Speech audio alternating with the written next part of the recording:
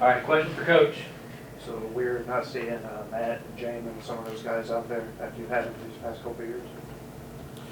Um, yeah, it's interesting. In basketball, you just living with those guys every day, and you love them. And the season ends always abruptly.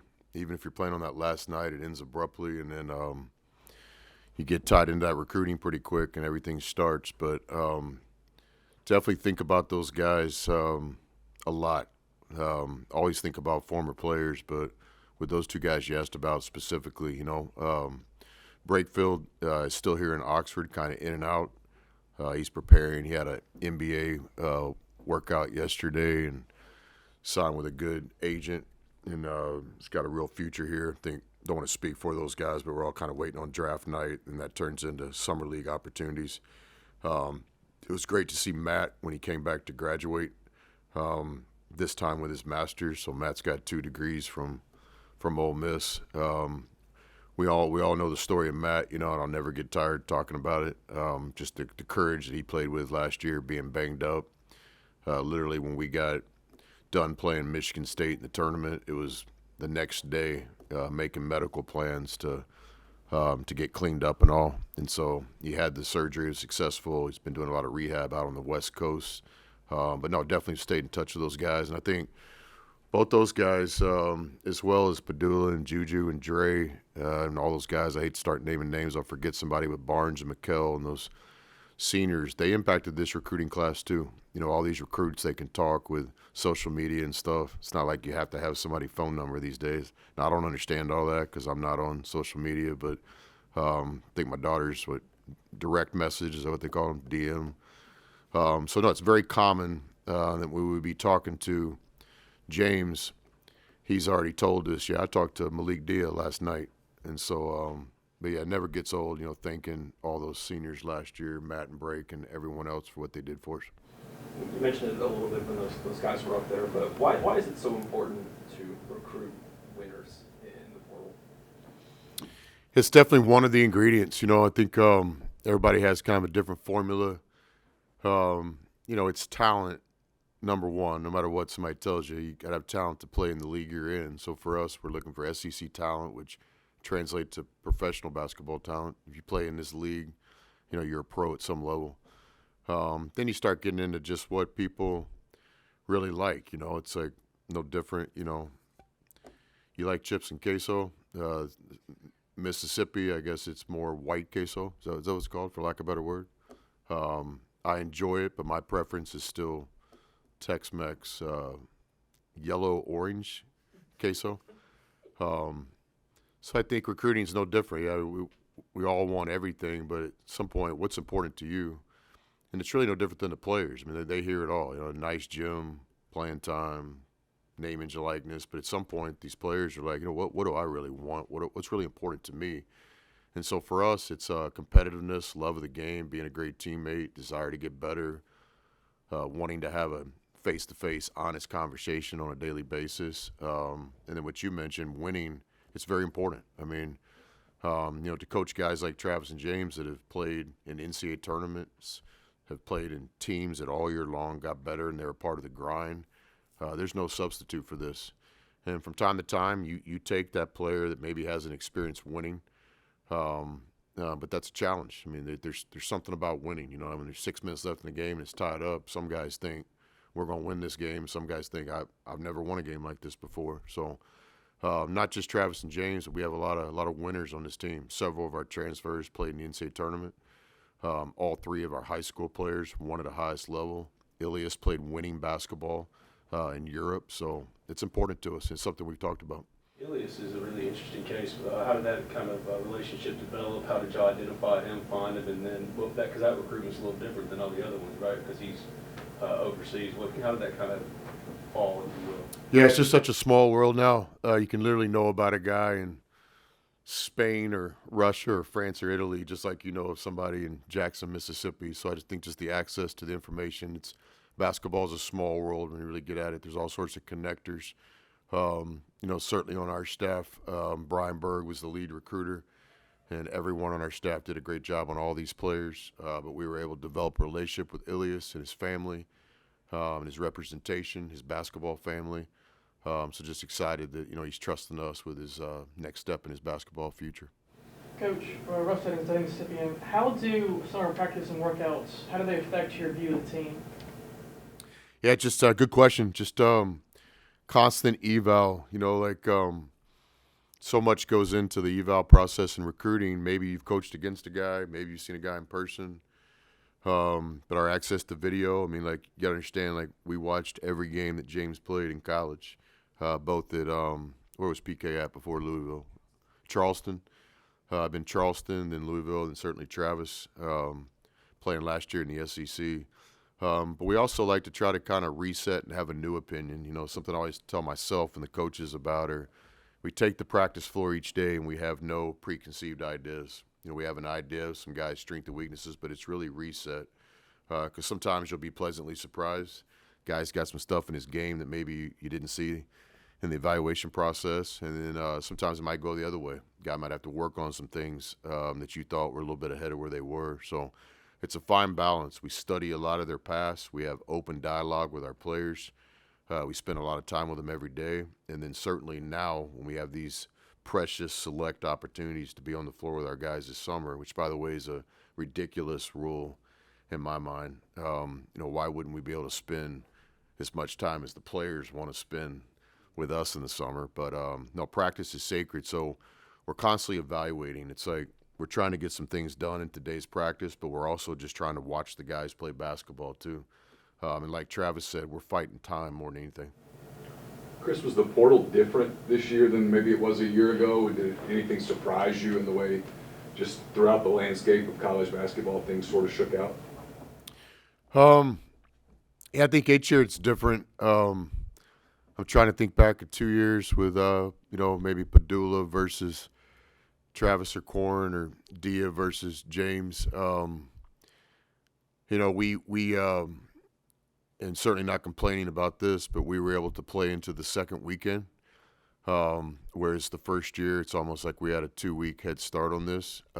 That's a real part of this. And you'll hear coaches and administrators talk about when the portal opens. But there's so much work being done before the portal opens, right? Common sense.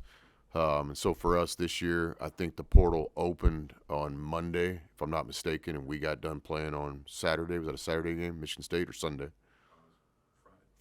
Thursday or Friday. So, yeah, so we get back to Oxford, and then 2 days later it opened. So that was a little bit different, that we were in a little bit tighter of a time frame.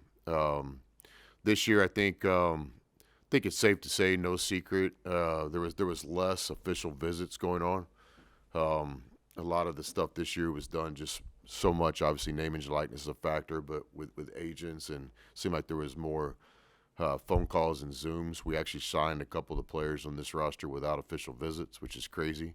But that was just kind of the way it was going. So I would think, just off the top of my head, to answer the question, to me that was kind of the major kind of difference. Can't really quantify it, but you just kind of felt that a lot of these things were happening when we didn't even have a chance to meet the player. Klafke obviously played a lot last year, but what do you kind of want for him and Zach, for that matter, to kind of accomplish this summer heading into this fall? Yeah, I think specifically with Klafke, it's just looking forward to him taking the next steps, with consistency. I know he's eager for the next kind of level of opportunity, and I think that's fair from his standpoint. I think he did a great job last year. Like Travis said, it's really hard to play as a freshman on a winning team in the SEC, and Klafke was one of those guys. If I'm not mistaken, did he play in all 36 games? We played 36 last year. It's hard to do, and you guys were there. You lived it with us. He was a big part of our team, and certainly there's those times where he's playing really well and maybe deserving of a little bit more opportunity, and that's fair to say. And Klafke and I talked about that. So now I think one of the things Klafke's looking forward to is earning. He's going to have to earn it, but the ceiling opens up for him a little bit. I think with him too, it's like a reminder from time to time that he's still a young player. We're talking about a sophomore in college basketball, but when you play on a winning team like we had last year, it's almost sometimes, you look at him like a veteran. He's a veteran in some ways. His 3 semesters of experience in our program are real. But on the other hand, he's got a race to run. And so my deal with Klafke is have high expectations for yourself, high goals, work on your game tirelessly, but also continue to run your race. Because the reality of it is, as a sophomore, he has a chance to be one of the best sophomores in college basketball, but he also has some time here. So, we don't got to get this thing solved in one day. I think with him, if he can just keep getting better every day, then I'm very confident what the final result will be for him. With Zach Day, I'm proud to say, Zach did a great job in our program. He earned a scholarship. We try not to do a lot of self-promoting around here. I understand that it's really important, social media, and for our fans to see what's going on. I get that. But also still believe in the sacredity of our locker room. We don't have a camera in there at all times. And so what other people might do with an announcement like that, that's their business, period. Certainly not saying that's their business. But with us, it's much more private. I mean, the story is, Zach earned a scholarship here, worked hard every day in practice, developed into a player that we believe can be an SEC contributor one day. And so it's a pretty good story, for a guy from Midland, Texas, to turn down a lot of scholarship offers and decide to bet on himself and come to Ole Miss where we weren't promising anything. And for him to just keep working and working and working, and now he's on his second year in college, redshirt freshman year, to be on scholarship in the SEC. I think that's a hell of a story, and he deserves all the credit. So we have a lot of confidence. He transformed his body last year physically. He's got a chance to be a good shooter. And so, no, I think Zach, there's a future for Zach at Ole Miss for sure. Keza was the last addition for you, and obviously a big one he's accomplished and stuff like that. What do you like about his game? How he fits with this group that you kind of put together and added? What do you like about him? Yeah, I think with Keza's addition, I hesitate in saying final piece because recruiting never ends.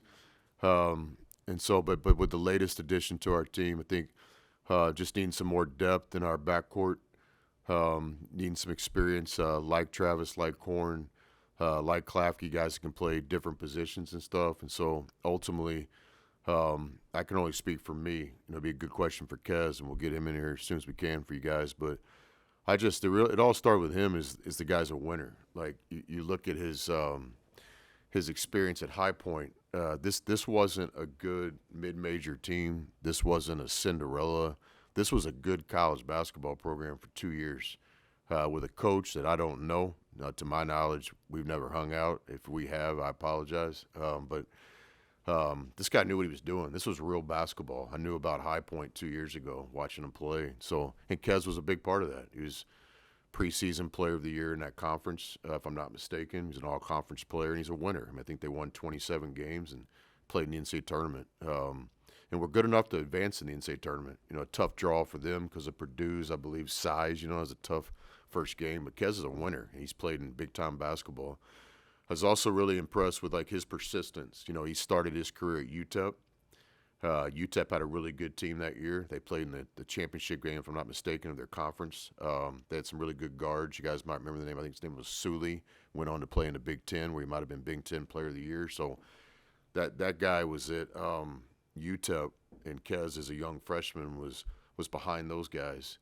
So Kez didn't get to play a lot as a freshman, but didn't complain, just kept working. Went to junior college after UTEP, which I have a lot of respect for personally, being a junior college guy myself, and just put his head down and went to work. Found his next opportunity at High Point. He's a graduate. He's a guy that did all he could do for High Point, and I think because of the coaching change and the next opportunity being a graduate, he sought the portal. So he's just one of those guys to me that wasn't running from anything. He was trying to improve his situation. He's shown persistence over many years to get better and get better and get better. So he's a guy that I have a lot of confidence in, just like I do all these guys. I talked about James and Travis today. I believe in his story. And as we put this team together, that's as important as anything. We'll have enough talent this year to compete. We'll have enough talent on our team to win any 40-minute game. There won't be a 40-minute game this year that we just throw up the white towel because of talent. We'll be there. We'll have to piece this thing together and play winning basketball. So, probably more important than just talent is, do the pieces fit? Are we dealing with character people? And we all enjoyed that ride last year. I don't know if somebody's going to write a book about last year's team or at least a long article, but that team was built on character. that team was built on guys that from the first day to the last day, through the ups and downs, the valleys and peaks, just kept fighting.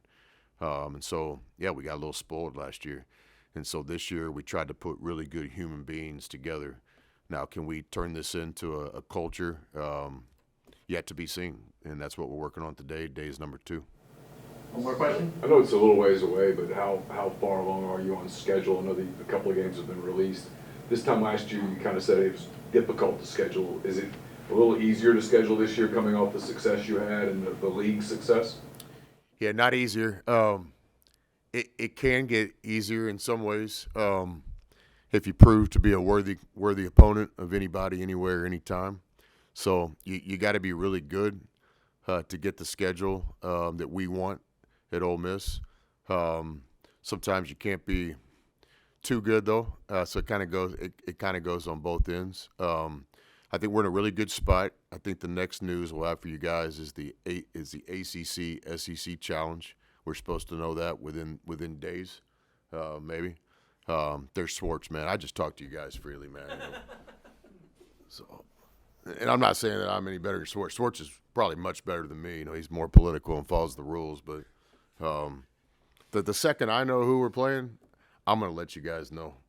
And so I think that's coming up pretty quick. It seemed to be about this time last year that we learned we were playing Louisville. We anticipate the home game this year in the ACC SEC Challenge. We're playing Coach Pitino and St. John's and Madison Square Garden, which are the kind of games that we want to play, the kind of games that we crave for, we ask for. We work tirelessly all year long to try to find these brands. At Ole Miss, it's not arrogance or self-promotion, but we'll play anyone, anytime, anywhere. It's the way we've always been. We want to play that schedule, but it's a process to get there. By me just declaring that doesn't mean that my phone starts ringing. So there's a lot of work and scheduling. We have the responsibility to play really good games in the pavilion for our season ticket holders, and I know that's important to Keith and me and everybody. That's a challenge as well. But this year we'll have Memphis coming back, which I think is a great game for both teams. A lot of respect for Penny and what they do, NCAA tournament team, and the proximity of the two campuses, so that's a good one. We're actively seeking, I guess you'd call it maybe our last kind of showcase game, which will be against a BCS opponent. As soon as we get that done, we'll let you guys know. We're committed to playing in other parts of the state, whether that continues to be Biloxi or South Haven. We've also had some interest in playing in Jackson and Tupelo. So I think this is important. Being the University of Mississippi, I think it's important that we play in other parts of the state. So these are all things we're working on, and we'll continue to communicate with you guys every step of the way. Thanks, guys. You said you were. Yeah, I did want to ask, big picture, has the House settlement changed your job at all? Or I know it's all happening, I think, on July 1, but have you had a chance to think about that or deal with all that? Yeah, think about it. Not as much as you'd probably think, because my thing is, I don't think about things I can't control. I don't spend a lot of time thinking about what the weather's going to be tomorrow because I have no sense of control. Much more concerned about whether we can get a rebound around here. So with that, I try to stay educated so we don't just get blindly punched in the night. But it's our compliance office, our foundation, our athletic department, Walker Jones and the collective. All those guys do a great job, I think, communicating with each other and then giving us the information we need. I don't want every rumor or every proposal. I'm much more like, hey, what are we doing here? So to answer your question, it happened just a few days ago, and so a lot of meetings going on campus right now. How it will affect the absolute college basketball season next year yet to be determined. There's just a lot of things going on, so I think my job is to coach the Ole Miss basketball team, so I try to stay focused on that. But certainly we have people on our staff that try to anticipate what's next. I would predict, and it's not some kind of great prediction, I just think that anything you read today could be drastically different in 4 days. So it's almost like, when I see an article, if it's a 2-paragraph or a tweet, I'll read it. If it's 4 pages, I feel like an idiot reading it because, in my opinion, in 3 days it's going to be completely different. So that's kind of where I'm at with it. But I think the structure has a lot of good ideas, and I think we all want what's best for college basketball.